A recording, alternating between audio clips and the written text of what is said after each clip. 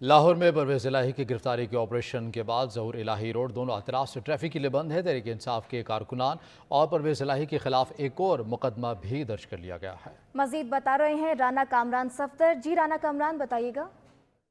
जी बिल्कुल, हम इस वक्त चौधरी परवेज लाई के घर के बाहर मौजूद हैं। ऑपरेशन के बाद जो ज़हूर रोड है इसको दोनों तरफ से बंद कर दिया गया है। आम ट्रैफिक के लिए रास्ता बिल्कुल बंद है। एक तरफ नहर की तरफ पुलिस की भारी नफरी मौजूद है और दूसरी तरफ भी पुलिस मौजूद है। आम लोगों के लिए रास्ता बंद है। रात को जो ऑपरेशन के बाद जो यहाँ पे पेश रफ्त उसमें ये हुआ कि चौधरी परवेज लाई पर एक और मुकदमा दर्ज कर दिया गया थाना गाला मार्केट में, जिसमें ये एंटी करप्शन की मुद्दत में मुकदमा दर्ज किया गया है, जिसमें कुछ लोगों को नामजद किया गया जिनको यहाँ से गिरफ्तार किया गया था।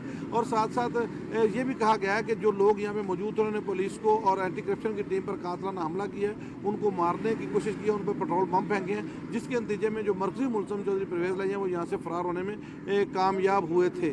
जो FIR दर्ज हुई उसमें दीगर दफात के साथ साथ 780A की दफ़ा भी शामिल की गई है। और जो पाकिस्तान तहरीक इंसाफ के मरकजी कायदीन हैं वो उसकी मजम्मत कर रहे हैं कि चौधरी परवेज लाई के घर पर जो दावा बोला गया है, जो ऑपरेशन किया गया है, ये अखलाकी तौर पर। राना कामरान सफदर आगाह कर रहे थे, बहुत शुक्रिया।